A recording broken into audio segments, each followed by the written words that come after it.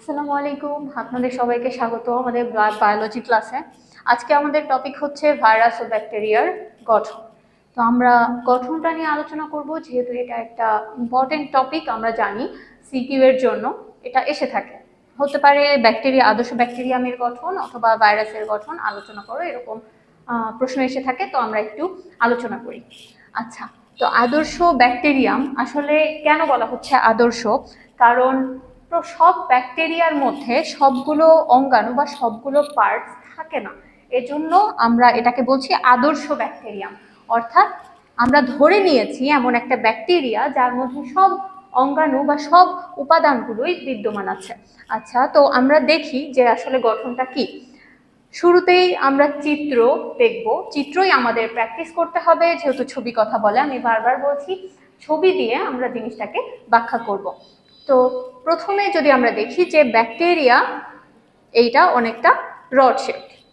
তো এই ব্যাকটেরিয়ার ফ্লাজেলাম আছে, হুইপ আকারের বা চাবুক আকৃতির যে অঙ্গগুলো আমরা দেখব সেগুলোকে আমরা বলছি ফ্লাজেলাম। এক একটাকে আমরা বলছি ফ্লাজেলাম, আমরা বহু বচনে বলবো ফ্লাজেলা। আচ্ছা, তো এই ফ্লাজেলা থাকে, ফ্লাজেলাম এটার কাজ কি? বলা হচ্ছে যে এই ফ্লাজেলা ব্যাকটেরিয়াটাকে চলতে সাহায্য করে, এর চলনে সহায়তা করে। অর্থাৎ ব্যাকটেরিয়া এক জায়গা থেকে আরেক জায়গায় চলন ঘটায় ফ্লাজেলার সাহায্যে, এটা তার চলন অঙ্গ। আর কি কাজ করে? বলা হচ্ছে যে ফ্লাজেলা এই জিনিসটা কোন উপাদানে গঠিত? ফ্লাজেলিন নামক প্রোটিনে গঠিত, অর্থাৎ এটা একটা প্রোটিন দ্বারা গঠিত। আচ্ছা, এরপরে আমরা যদি দেখি যে ক্যাপসুল, ব্যাকটেরিয়ার বাইরে, দেহের বাইরে যে আবরণটা, সর্ববহিস্থ আবরণ, সেটাকে আমরা বলছি ক্যাপসুল। তো ক্যাপসুলের ঠিক পরেই নিচেই আছে কোষ প্রাচীর, অর্থাৎ ক্যাপসুলের নিচে কোষ প্রাচীর। কোষ প্রাচীরটা ব্যাকটেরিয়ার ক্ষেত্রে একটা ইম্পর্টেন্ট উপাদান আমরা বলবো, কারণ কোষ প্রাচীর নিয়ে সিকিউ, এমসিকিউ এগুলো এসে থাকে। তো কোষ প্রাচীরটা আসলে কোন উপাদান দ্বারা গঠিত? বলা হচ্ছে কোষ প্রাচীরটা পেপটিডোগ্লাইকান উপাদান দ্বারা গঠিত। মূল উপাদানই হচ্ছে পেপটিডোগ্লাইকান। তো আমরা আর কি কি বলতে পারি এটাকে? মিউরিন বা মিউকোপলিস্যাকারাইড, এগুলো নামে আমরা ডাকতে পারি। এছাড়াও এতে দুইটা অ্যাসিড থাকে, মুরামিক অ্যাসিড এবং কিটোইক অ্যাসিড। আচ্ছা, এরপর আমরা দেখব যে কোষ প্রাচীরের ঠিক পরে নিচে সাইটোপ্লাজমিক মেমব্রেন বা সাইটোপ্লাজমের পর্দা বা ঝিল্লি। আচ্ছা, তো এই মেমব্রেন দ্বারাই কিন্তু এই ব্যাকটেরিয়ার সাইটোপ্লাজমটা আবৃত থাকে। তো সাইটোপ্লাজমিক মেমব্রেনও অনেক কাজ রয়েছে। এর কাজ কি?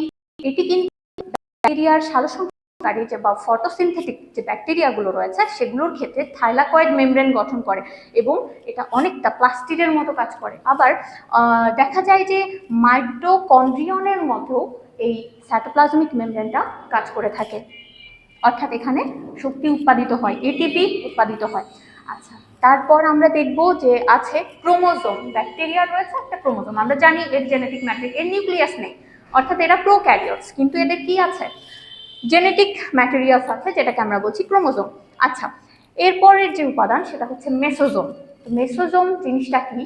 ব্যাকটেরিয়া, আমরা দেখতে পাচ্ছি ব্যাকটেরিয়ার যে সাইটোপ্লাজম সেটা ভিতরের দিকে ভাঁজ হয়ে গিয়েছে, ভিতরের দিকে ভাঁজ হয়ে গিয়েছে। তো ভিতরে ভাঁজ হয়ে যে উপাদানটা গঠন করে সেটাই হচ্ছে মেসোজোম। তো মেসোজোমের কাজ কি? মেসোজোমের কাজ হচ্ছে কোষ বিভাজনের সময় ব্যাকটেরিয়াকে সহায়তা করা। অনেকে মনে করেন এই কাজে মেসোজোম ব্যবহার হয়। আচ্ছা, তারপরে আমরা দেখতে পাবো ভলিউটিন, বা এটা সঞ্চিত খাদ্যদ্রব্য, তেল বা চর্বি এরকম কোনো কিছু হতে পারে। তারপর রয়েছে প্লাজমিড, এটা কিন্তু ব্যাকটেরিয়ার ক্ষেত্রে একটা গুরুত্বপূর্ণ উপাদান।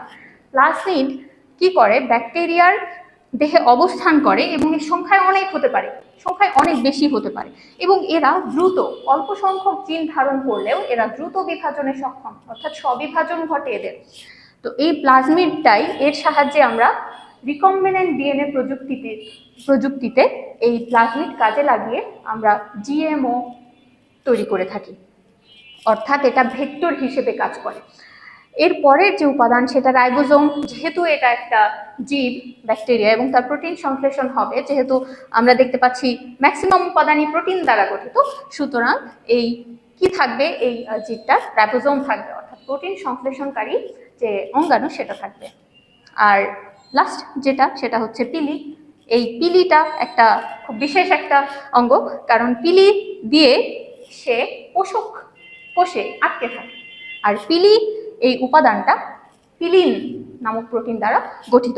তো এই ছিল আমাদের একটা আদর্শ ব্যাকটেরিয়ামের গঠন। আশা করি এই পয়েন্টগুলো মনে করে আমরা চিত্র দিয়ে যদি পড়তে পারি, জিনিসটা আয়ত্তে নিতে পারি, তাহলে আমরা পরীক্ষাতে লিখতে পারবো খুব সুন্দরভাবে।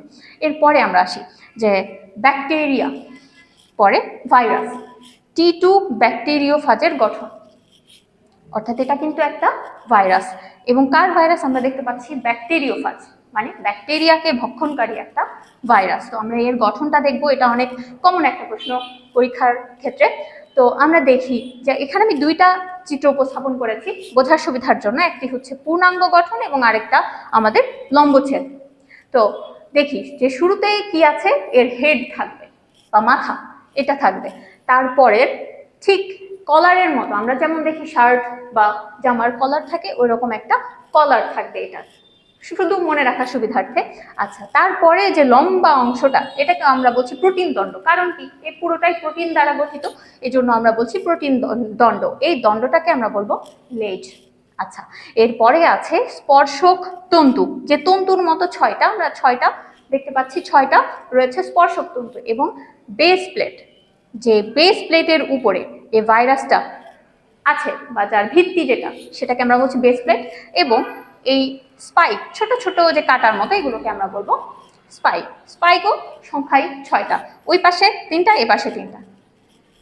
ঠিক আছে। আচ্ছা, তো এই ভাইরাসের ক্ষেত্রে আরেকটা বিষয় যে ডিএনএ, ভাইরাসের ক্ষেত্রে T2 ব্যাকটেরিওফাজের ক্ষেত্রে একটা ডিএনএ থাকবে জেনেটিক ম্যাটেরিয়ালস হিসেবে, এটা আমাদেরকে উল্লেখ করতে হবে। আচ্ছা, তো এই ছিল আমাদের ভাইরাসের একটা গঠন, অর্থাৎ T2 ব্যাকটেরিওফাজ।